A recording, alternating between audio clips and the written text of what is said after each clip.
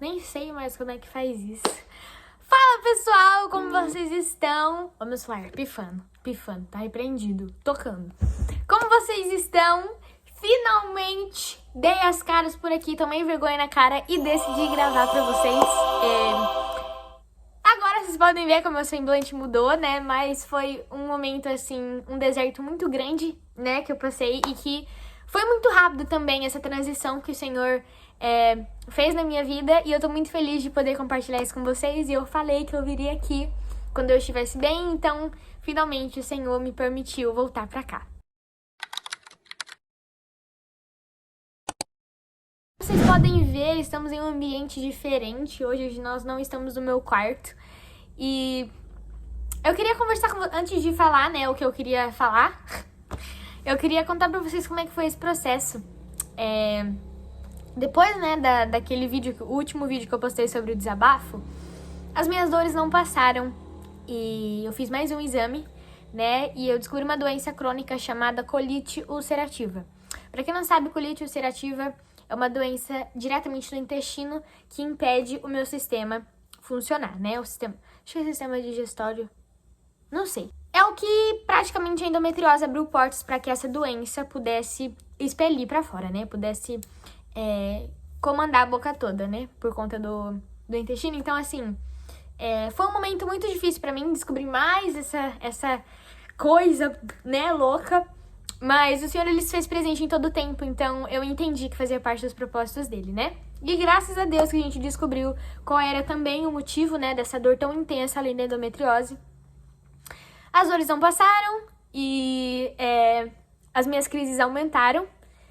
Só que teve um momento em que eu fui... As semanas foram passando, né, os meses foram passando e eu me sentia indiferente. Não estava conseguindo fazer devocional, não conseguia falar com o Senhor. Eu me sentia praticamente suja e culpada por ter uma doença, sendo que, né? Enfim, coisa louca, né, da nossa cabeça. E, enfim, teve uma terça-feira do mês passado, eu não lembro exatamente a data certa, mas eu fui pro culto indiferente e falei pro Senhor que eu queria ser curada naquele dia, porque eu não me via mais como eu era antes, eu não sabia mais quem era a Emily. E a hora que o louvor começou a tocar, eu já comecei a chorar e sentir a presença do Senhor. E, cara, foi tão lindo, porque fazia tanto tempo que eu não sentia aquele calor do Espírito Santo, sabe? Eu falei, meu Deus, ele ainda tá aqui, glória a Jesus, o Senhor ainda tá comigo. Eu comecei a chorar de alegria e achei que tinha sido isso. Falei, não, amém, estou curada, porque eu já estava com dor nesse culto. Então, assim, eu tava com muita dor aqui na região das costas e aqui embaixo do pé da barriga. E a dor não passou. Falei, calma, até o final do culto o Senhor vai falar comigo. Quando a Ivani, do Morumbi, né, da nossa filial da Batista Renovada Sede, ministrou, ela falou no púlpito que o Senhor estava me separando e que era pra me preparar pra isso. Já comecei a chorar um monte, falei, amém, Senhor, eu recebo, muito obrigada. Porque pra mim, né, ao mesmo tempo que era um temor gigante por saber que o Senhor estava me separando, era uma calma por ver que Jesus estava vendo o que eu estava passando. Culto continuou e a pastora Jéssica veio orar por mim e ela falou que o Senhor estava me curando naquele momento, que os meus sonhos não estavam mortos e que o Senhor via, sim, um casamento pra minha vida, via a minha casa, via os meus filhos. Eu já comecei a chorar horrores, porque assim, depois dessa situação da endometriose, eu não acreditava mais que o Senhor me daria uma família, não me daria um marido, porque pra mim, gente, na minha cabeça, se algo dá errado, acabou, não tem mais chance. Mas pra um Deus como o nosso, né, nada é impossível. E depois de muitas frustrações, assim, né, de não acreditar mesmo que eu poderia encontrar outra pessoa, de que eu seria amada de novo, o Senhor, mais uma vez, reafirmou meu coração de que eu seria curada. E depois que ela terminou de orar, eu me estiquei assim, fiz assim, comecei a chorar mais ainda, porque enquanto ela orava por mim, ela colocou a mão no meu útero e falou... úteros limpos agora, intestino limpo em nome do Senhor Jesus, e foi orando e eu sentia queimar os meus órgãos, foi algo surreal e eu saí de lá curada pra honra e glória do Senhor Jesus. Estou sem dor nenhuma, vai fazer um mês completo agora e eu tô muito feliz, gente, porque as formas do Senhor se manifestar são tão intensas e puras, porque muitas das vezes eu até percebo isso.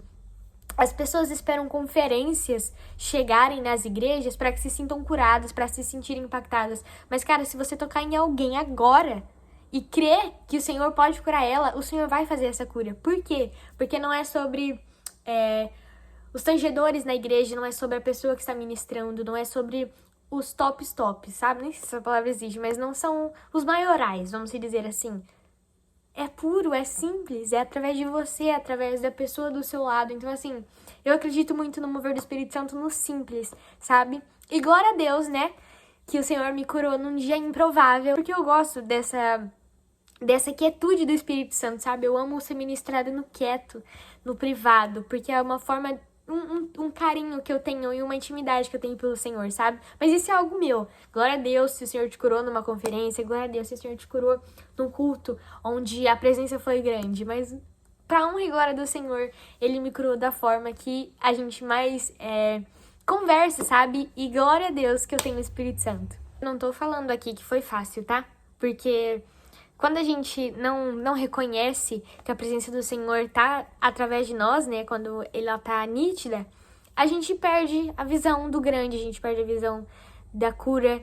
Isso é algo muito sério, porque a cegueira espiritual é muito séria, né? É algo que a gente, na maioria das vezes, não percebe, mas a gente tá muito cego. E isso me frustrou muito, sabe? Eu falava assim, meu Deus, um Deus tão grande, não é possível que Ele não pode me curar, o que o Senhor quer de mim nessa fase? E depois eu fui entendendo que isso era só mais um encorajamento, né, do Senhor sobre a minha vida, para que eu pudesse entender que não é no tempo que eu quero, mas no tempo que Ele tem pra minha vida. E eu queria deixar um versículo aqui, Jeremias 30:17. Farei cicatrizar o seu ferimento e curarei as suas feridas. Eu lembro que nos 2 vídeos anteriores, sem ser do desabafo, enquanto eu conversava com vocês, eu falei nitidamente que eu queria muito poder tocar em um assunto em que eu visse somente a marca da cicatriz, sabe? Não a ferida. E glória a Deus que eu consegui tirar esse band-aid, consegui tirar... esparadrapo que fala? Não sei, mas eu vejo essa ferida e falo, caraca, nem dói mais, sabe? É algo indiferente, glória a Deus por isso. E se você tem um pedido de oração ou se você quer conversar comigo sobre cura, sobre seus machucados internos ou físicos ou psicológicos, eu tô aqui e tô à disposição para orar por você. Quero encerrar esse vídeo agora, sei que eu não falei muito, mas já vou para outro vídeo, então vão ser 3 vídeos essa semana e eu espero que você seja impactado com cada um deles, mas eu queria orar agora por você e por mim. Senhor, muito obrigada pela vida dessa pessoa que está assistindo esse vídeo, Pai. Eu não sei quais são as circunstâncias, eu não sei quais são as decisões que essa pessoa precisa tomar, mas o Senhor sabe, Jesus. Acalente o coração, acalme a mente, Pai. Dê discernimento da Tua palavra para que ela possa tomar as atitudes e as medidas certas diante de Ti, Pai. Em nome do Senhor Jesus, muito obrigada por tudo que o Senhor tem feito através da minha vida. E muito obrigada, Senhor, pela pessoa que está assistindo esse vídeo, porque eu tenho certeza que ela não parou aqui à toa. Muito obrigada, Jesus, por tudo que o Senhor tem feito. Nós te engrandecemos e glorificamos o Teu santo nome.